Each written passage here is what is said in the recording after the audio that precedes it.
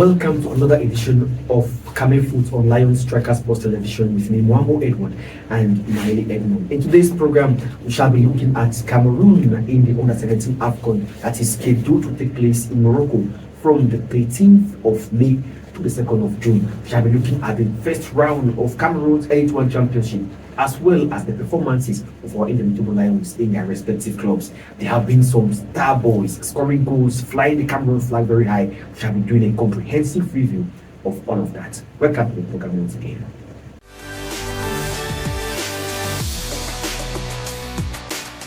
My name is Edmond. Welcome to another edition of CamerFoot, the program that X-rays Cameroon's football. Thank you, Mwambo. It's good to be here. The Under-17 AFCON is scheduled to take place in Morocco next month, precisely from the 13th of May to the 2nd of June. Cameroon know their opponents already.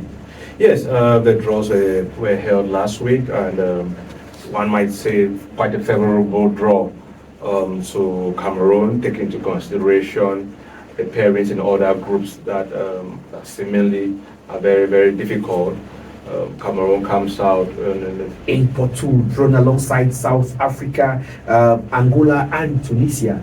Those are tough names in African youth football. Cameroon lastly won this tournament in 2019 in Tanzania, drawn in the same pool with some of Africa's heavyweights, notably Tunisia and South Africa. Angola, you might say, are not really in that same category. Yes, when it comes to football development, you would expect or you think that Tunisia is ahead of Cameroon in that aspect. You see them in the categories that they play.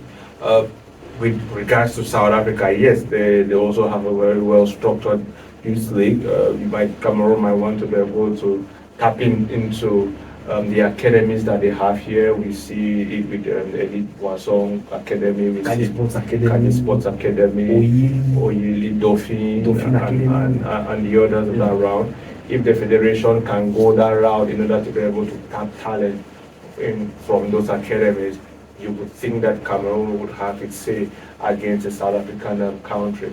So I mean, it is a passable group for Cameroon, given the talent pool that we have here. This team, coached by Aliou Seydou Maile Edmond, there is a controversy around the team. Each time they go into camp, we don't have a list of players called up. We just say that the team is in camp. Aliou Seydou has not really blossomed with the team. Yes, they are UNIFAC champions, but they've not really done anything great in terms of the pedigree of youth teams that you mentioned earlier on we have in Cameroon, and how they often go about the UNIFAC. They win it effortlessly. When it matters, they haven't really shined. Yeah, we remember the last edition. I mean, Cameroon was just from the heels of winning the UNIFAC again last time. I mean, it looks like a title that is the name written on there before the competition started. But when they went on to the AFCON at that same category, I mean, they could not find a goal. They were beaten in convincingly.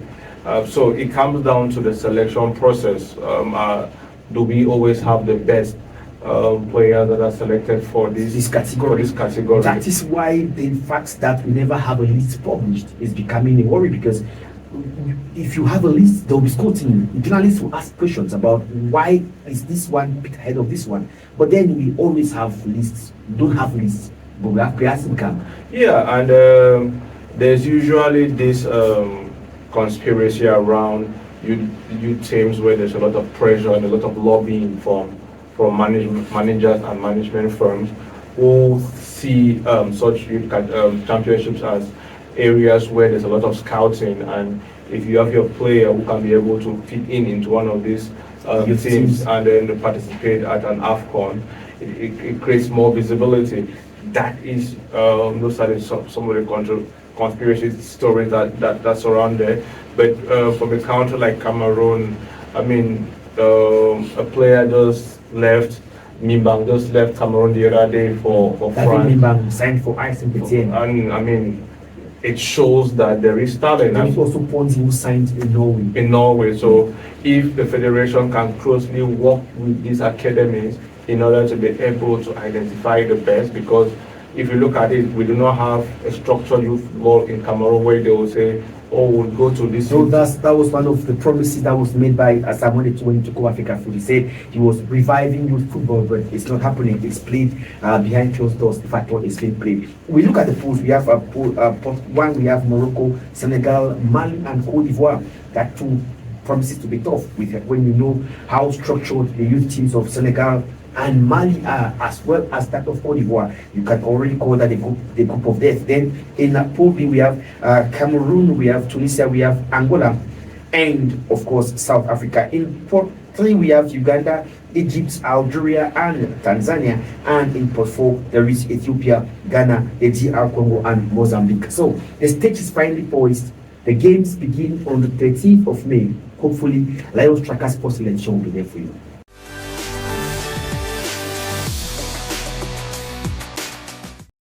Welcome back to CamerFoot on Lions Tracker Sports Television with me, Mwambo Edward and Miley Edmond. Prof. Miley, we are now going to be looking at the MTN Elite One Championship. We've gone past the first phase, match day 13. So far, we've had 91 games played and 207 goals scored. Match day 13 was special. There were no draws, 7 games, there were 7 winners. The championship has been quite exciting with Unisport of Bafang dominating head and shoulders. Yeah, I mean, Unisport, no one expected them, a team that ascended into Elite One this season, and we thought they were going to be able to play for survival or maintenance. But here we are, they've taken the league by storm and winning head to head. I mean, they've done They've won their last 4 games Four in games. a row. and they've significantly won opponents that you might think to be direct competitors. I mean, they beat PWT, they beat Cotton Sport, they beat Dinamo. So, But then they lost to Fortuna and Egg of Menua, which is quite strange because looking at the other teams they've won against and then losing against these ones is I quite mean, strange. it's quite strange, but they are now on a run for 4 games in a row. So that shows that at a certain point their intentions become clear. They will now become um, legitimate challengers or contenders for the title, given the fact that they are now in prime position to compete. So this, An experienced coach in Jam Lorang, winner of the Cameroon Cup with new stars of Douala, and also players like Junior Rostanby, who has been a seasoned campaigner in Cameroon's top flight, went abroad and is back home. Again, there were 4 home wins. Miley Edmond, Cotton Sport, Pibamenda, Stade Renal of Melon, and Pantheon of Nde made sure they kept maximum points at home, while Canon Sportif of Yaoundé, Sport of Bafang, and Column of Janelobo made sure they won on the road. There were 3 clean sheets, one at home and 2 away. yes, the attackers, the teams are now firing. I mean, we see a lot of goals coming in um these last matches.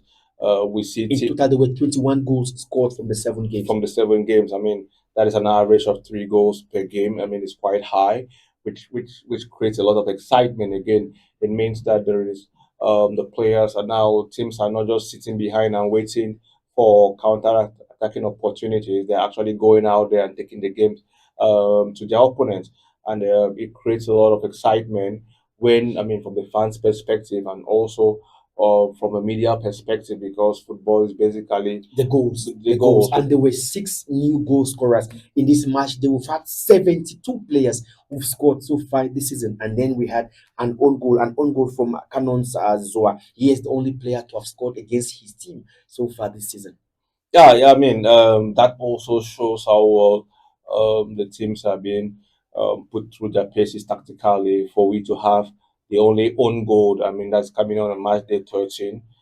That shows how much players are now, I mean, respecting the instructions of their coaches and better coordination at the back. I mean, so it promises to be a good second phase of the championship. Now that stakes are higher, now that teams want to be able to battle relegation, position themselves for continental places, and also ultimately for to see who's going to be able to win the championship. So I think we are bound to be able to see more goals, more attacking playing style. When Pibamenda settled for Coach Tamawango, there were many eyes that were raised because many thought he wasn't experienced enough for the job. But the Abakwa boys are amongst the leading goal scorers. In fact, they are the team with the most goals scored. They've scored 21 ahead of Dinamo with 20 and Cotton Sport with 19. Tama Wango looks to be settled with that team, and they are doing things right. Yes, I mean, Coach Wango has been able to get his philosophy to his players, a very, very young team, we should be able to say. And they are adapting, or they've adapted really well to the ideology and the tactics of the coach. And he is bringing excitement into their game. I mean, when we saw them on day one against Popo and Limbe, they played well, and we were wondering where would the goals be able to come from. And he has been able to do the tactical twitch here and there in order to ensure that multiple players are contributing to the goals. If you look at it, it's not just the Goals strikers. from anywhere, Donwe Fielding, Fielding. So Fabrice, Ngimbat Junior, they are scoring from everywhere. Yeah, so Bamenda. they are contributing goals from multiple players, and that usually diversifies the threat and makes it difficult for opponents to be able to pinpoint a player in order to neutralize the attacking threat from PWD. There is no surprise why Egle Jumongo have switched coaches. They've sacked coach Patrice Foto has been replaced by Anisem Bagafue, and for Vazu as well sacked coach Olivier Nankam has been replaced by Theodore Ngachu. For Vazu, Egle Jumongo, and AS Fortuna, they still have their coach Prospendedy. These three teams have scored the least goals. Fortuna with 10 goals scored, Egle Jumongo with 7, and For Vazu with just 6. That is why they are definitely struggling. Yeah, I mean, the Four have not been able to be in good form. I mean, they are disastrous so far in this first phase of the championship, be it from an attacking perspective and also from a defending perspective. That shambles, and it justifies the bottom of the league table position that they currently occupy. And I fear for them. I mean, there is already a gap being opened between themselves and others ahead of them. It might be a situation where by the time we get to the mid phase of the second phase, they might already be condemned for the Elite Two. Okay, our teams with the toughest, the meanest defense lines are Colombo Fijanelobo with just 9 goals conceded, Cotton Sport with 10, and Panther of Nde with 11. Teams with the most goals conceded. We have Gejumongo with 20, Stade Renov Melo 19, Victoria United and Eagle of Menua have conceded 18 goals each. The top three teams with the highest number of clean sheets, we have Nispo of Bafam. That explains why they are topping the log with 8 clean sheets, followed by Canon, Column, and Fortuna with 6 clean sheets each. 6 clean sheets each. And of course, Cotton Sport, Aigle de la Menua, and Fovazu have 5 clean sheets each. So while Fov are not scoring, they are also making sure that the goals are not entering. Yeah, I mean, it's quite controversial because usually in football, when you don't concede, it usually places you in a very very good position to be able to win matches. So to find them in that position and yet they can still be able to concede as few goals relatively to the other teams, that it might be a worrying sign, but it can also be a very positive sign, letting the team know that if they turn on the goals machine, they cannot be able to beat the trap. But will it be too late for them to be able to catch on the gap? I mean, that becomes difficult because a lot of teams now are now refining their objectives for the season. When they started 13 matches ago, people had different objectives. Now that after 13 games, people say, are we fighting relegation? Are we going for survival? Are we going for continental spot? Or are we ultimately trying to challenge for the championship? And when these objectives are usually set, it becomes very, very complicated in order to be able to dislodge one team. Would Fovra have been able to leave it too late in order to mount a challenge that's less? Yeah, they always have an ambition of winning the league under President Nyano Bear, but each time it never works for them, and this time again it has not worked for them. They will be battling for survival for Azu, and we are hoping that they survive. There have been some managerial casualties already. Just 13 games gone, and we have so many players who've already our coach already have received the axe. Dynamo of Douala was in place. No one saw that coming. He's been asked as well.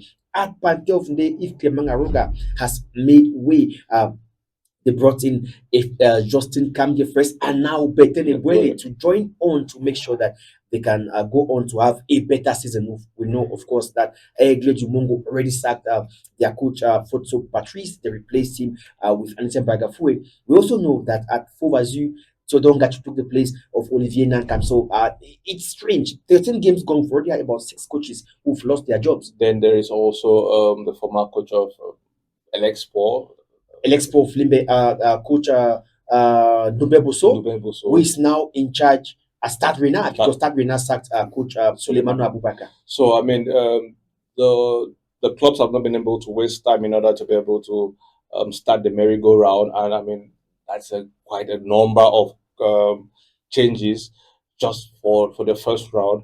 It means only what majority of the clubs have been able to fire their coaches. 14 clubs, 6 got their coaches fired. So, I mean, 40%, getting to 50% of managerial changes at mid-season, usually that does not speak well. But in certain cases, there's usually this psychological effect Kick that a new coach brings. A new coach brings. We saw it with Stade Renard when Dumebe also came in and they could be able to rally some points. So that is usually the justification in order to be able to see that clubs can be able to find their way. But I mean, stability and continuity are usually very, very paramount for any sustainability in a project. We see that with Laurent Jam mounting the challenge and leading Unisport. Cotton Sport has always been able to try as much as possible to maintain a certain level of stability. PWD is in the continuity with the president's vision to always be able to give as much time. The president, strange one, he is Foot's fourth vice president. He is still holding firm to his seat as the president of the Abakwa Boys. That is strange. Yeah, I mean, it's quite strange, and it starts to bring question marks, of credibility, of conflicts of interest. But that's Pascal Abundi, right? Yeah. So the managerial changes. I mean, we are going to see more of the effects in this second phase that starts this weekend to see how the league resumes on the 18th. Yeah, because we had a little break. Municipal of Bafran finished the first phase of the championship with 4 wins in a row, top of the table with 29 points. Municipal are the honorary champions of the first phase of the league. There are players who've scored hat tricks so far: Jefta Are of Dinamo and Tongan Isian of Stade Renard of Melon. Brice Sinjo of Cologne, Dunjani Lobo is the only player to have registered 3 assists in 1 game this season. Gilles Frank Stelipito, the Opopo defender, is a defender with the most goals. I think he has scored 5 goals already. We have Eden Nakriol Imele of Aigle de la Menua, who scored the first goal of the season. Brian Chananana of Opopo scored the 100th goal of the season, while Serge Daura, the Ballon d'Or, scored the 207th and final goal of the first round. 3 penalties were scored on match day 13. So quite exciting. That's the prof. Let's go game by game. Stade Renard of Melon beat Fortuna of Fu by 1-0. Their goal was scored by Ubeb Ramadan. Panther of Nde beat Aigle La Menor by 2-1. Mark Raphael Yapende scored a screamer, while Joseph Elitiba got their second. Eden Priel Imele, with his 3rd league goal of the campaign, got the consolatory goal for Aigle de la Menor. Cotton Sport of Garua beat Gazelle F of Garua by 2-1. Roger Emga, the former player of Stade Renard of Melon, got the first goal for Cotton Sport, while the son of Jonke Bonaventure, Harrison Jonke Ford, got the second goal for Cotton Sport at the 49th minute. Serge Daura scored a 90 plus 2 minutes penalty. Dinamo of Douala lost at home 1-2 for Bafan. Samuel Ntoba scored for Dinamo, while Kwam Mbappe and Vivian Federico Coloto got the goals for Unisport of Onkam. For Vazu lost at home 0-4 to Colombo of Janelobo. Hugh Eyango Prizo got the first goal. Conrad Njuma got the second. Etienne Baye Bane and Brice Sinju rounded the scoring for Colombo of Janelobo. In Limbe, Opopo lost at home in an event-packed game where 2 players of Canon got their matching orders, but then Zachary Ebogo and Pascal Ombolo got the goals for the visitors. Nekok Mengonda, 10 times Cameroon League winners. It was a game full of drama. There was a goalkeeper that was out of this world in Junior Dande, coming back from his spell in the DR Congo. He was a man-mounted boy. He put up a display that is out of this world. Yeah, I mean, Dande has experience playing Elite One. He went abroad to the DRC in order to be able to try and get the international experience. I mean, he comes back with that experience, and he's now been able to lead the Canon team, and the heroics are paying off. I mean, the game against Victoria United, without him, I mean, the scoreline would never have been what it is. He was able to keep his team throughout the match, despite the fact that There were two men down. there were There was a towel that was a problem. problem, and The towel behind Dande's goal. People thought probably that was the reason why they could not score, and they sent their fans to try and get a towel. Something we saw in Morocco, and we thought it wasn't a good sight for football, but it was in our championship. I mean, that is the power of TV today. I mean, things that we usually look them as banal, especially at this level of football. You're now beginning to see how it is infiltrating our leagues. I mean, when people saw it in Morocco, a lot of Cameroonians criticized that was not good or sportsmanlike behavior. Now suddenly we have people in the same country in And Cameroon. it was a handicap who took the risk to go and get that towel. Okay. So I mean, gladly for Canon, they were able to come out of that psychological battle, because most of these things are more on player psychology, team psychology. Canon, led by Junior Dande, was able to overcome that psychological obstacle. A And man mountain captain Florent Mayon, he played everywhere in the back line to ensure that Canon did not concede a goal as well. yeah, so I mean that is quite good for them. I mean, Victoria United would love to be able to review their decision. Their president said it was all down to black magic, that jazz pass jazz. That's what he was telling the fans at the end of the game, acquiring Valentine, president and coach of the team, I should say, because he was the coach, he was the president, and to him, they were undone by black magic. I mean that in this day and age, we do understand that superstition exists, but to be able to take it a step further and bring in black magic, I mean, we are almost heading to the World Cup. We know countries that are well known globally for black magic. They did not even qualify. They have never qualified. The last game was between Piba Menda and Egle Jumongo. It wasn't a good one for coach Anise Mbargafue, as his team was flattened by the Abakwa boys in what is now known as the Slaughterhouse, the Fortress, the Bamenda Proximity Stadium. They lost by 4 goals to 1. Junior Gimba got a brace, and there was a wonder goal from Fabrice Ndeso and a goal from Ndongwe Fielding. Jamis Samuelango got the consolatory goal for Egle Jumongo from the penalty spot. So far, the league table reads Unisport of Bafan top with 29 points, followed by Cotton Spawn 25 points, and third Pibamenda with 23 points. The bottom three teams are Egle de la Menu at 12 points, Fortuna of Foot 12 points, and Egle of Mongo 7 points. We can already see a pattern that might be the outcome of this year's championship. Yeah, I mean, it is beginning to shape out quite nicely. I mean, teams know their positions now. The two Eagles are not in good shape. They've shown that it might Their be limits. that their limit. They So might bounce back. They still have 13 games to go. 13 games to go, but I mean, it can be quite difficult when you start this gap start opening up.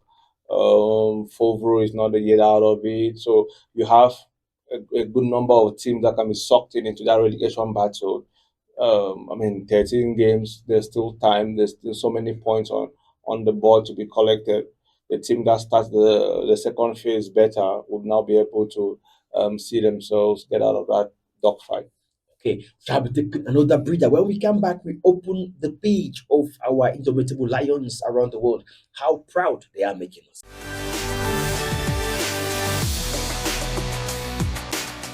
Welcome back to CamerFoot on Lions Tracker Sports Television with me, Mwambo Edward. We are broadcasting live from the Fexify studios here in Molikoboya. Time for us to look at how Cameroon players performed around the world. We begin in Sweden, where Cameroon defender Clancy Valet Bitten scored third goal for Helsingborg in their 4-1 hammering of Ulster in the opening round of fixtures in the Swedish second tier. It was a dream league debut for the 21-year-old former player of Strasbourg. In Turkey, defender Malcolm Bokele rounded the scoring from the spot at the 68th minute for God Sepe in their 0-2 away win over Gengle Bilinci in match day 28 of the Turkish top division. It was his second league goal of the season in 24 appearances. In Latvia, Cameroon midfielder Rustan Njiki was the standout player again for BFC Dovgapils in their 2-1 win over Ogre United in match day 5 of the Latvian top flight. He scored one goal and gave the assist for the other. He has now scored two goals and provided two assists in two league appearances. We move over to Russia, where defender Christopher Maurice scored the decisive penalty in the shootout to qualify Spartak Moscow for the regional cup final against Zenit St. Petersburg. The game ended 0-0 after regular and extra time. Spartak won the shootout 7-6.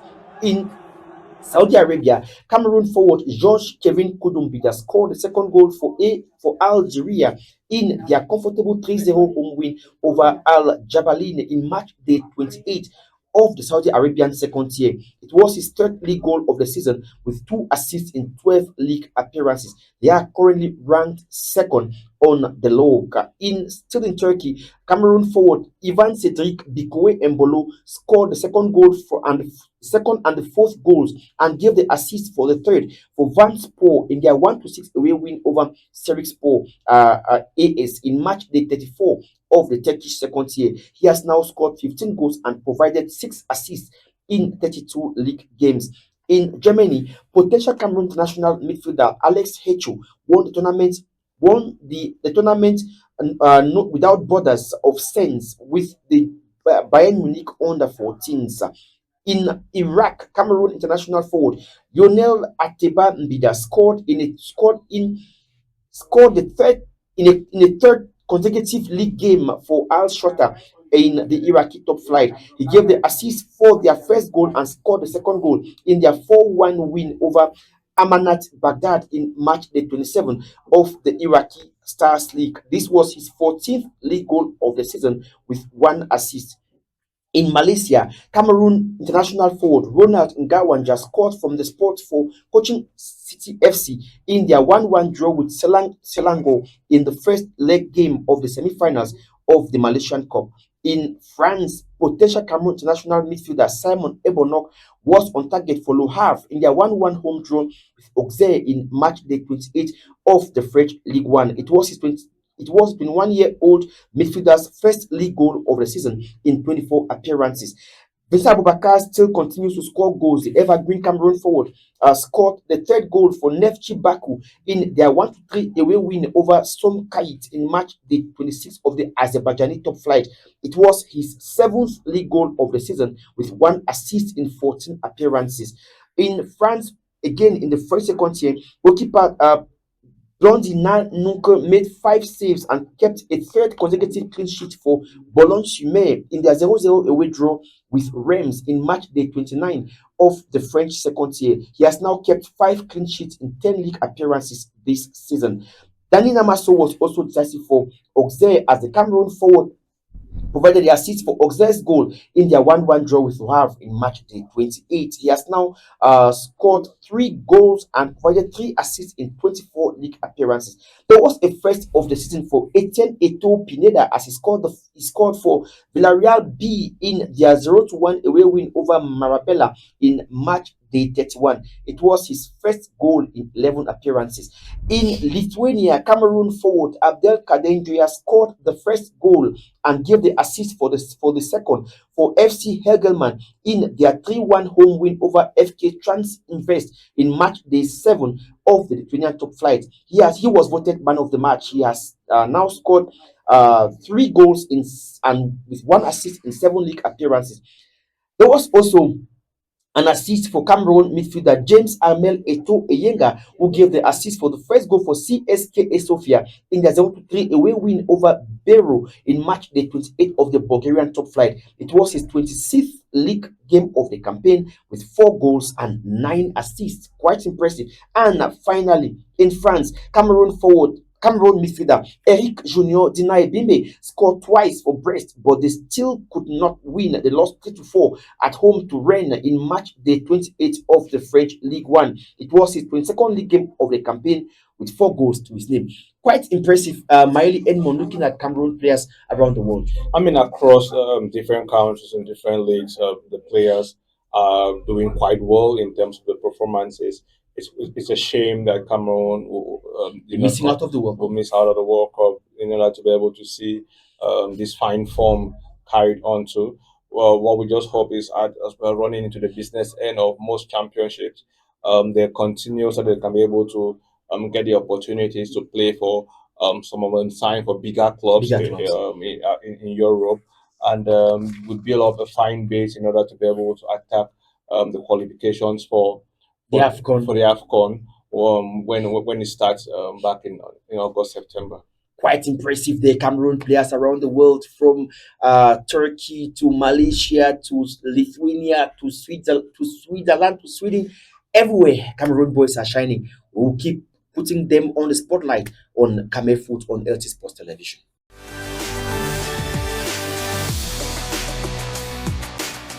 Welcome back to CamerFoot on Lions Tracker Sports Television with me, Mwambo Edward, and Miley Edmond. We are broadcasting live from the Fexify studios here in Molikoboya. Prof, they say football is a game of fair play. Football is a beautiful game meant for people who can come together and play the game. But that wasn't the case in Bafusam, in the regional league in the West region, where there was a referee in Mr. Maunong Hegrien, who was in charge of the game between Rizier of Noon against Volcan of Noon. There was a Noon derby, and Mr. Maunong Hadrien had to run for his life. I mean, The referee this game is usually a game of high tension. I mean, this is not the first time violence is erupting. We remember last year last year, during the mini the intercourse. game did not come to an Mhm. end. So there is tension that is always associated with this particular derby, given the fact that it splits the division, the Bamon people, into two camps that clearly now show that they dislike each other. So out of the field grievances are brought into the stadium, and the match is just an opportunity for people to be able to express anger. And it's unfortunate. How did we get here? Because it's recurrent. We've seen poor officiating everywhere in Cameroon this season in the Elite One Championship. If fans are not taken into consideration the fact that their teams might be fined. I watched Opopo against Canon on Sunday in Limbe, and trust me, the officiating was appalling. How can we address this finally? I mean, the first thing is to be able to provide more training, and there should be more Is it rigor. is it a lack of training or a will? Because the referees are not being paid. They are struggling with their payment, so they are bound to do funny things to get life going. Yeah, that also counts. But I think first you start with training. There's also need for rehearsal, refresher courses. You also need to be able to establish a rigorous selection process as to who is going to officiate Elite One games. Then you have to be able to put the referees in good working conditions. I mean, they must be paid. I mean, they do this as part of their living, so you cannot be able to subject. I mean, they are humans. You cannot be able to subject people into such tough jobs and they don't have Put them at risk. any compensation. Some would have the alternative ideas to go rogue.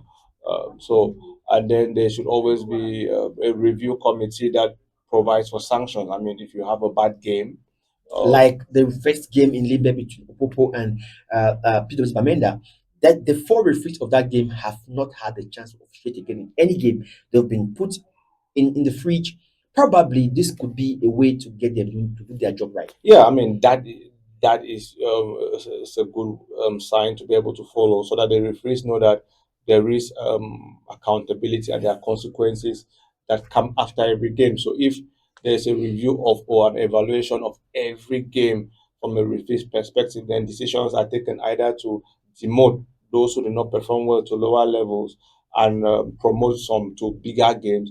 That will create a motivation, and it can help us improve on our refereeing standards. If Dagamunzi is still handling games in Cameroon's Elite One Championship, it means anyone can handle games in Cameroon.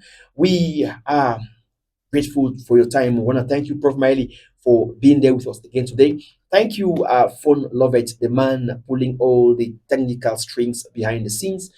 Once again, thank you for watching our CamerFoot online Strikers for Television.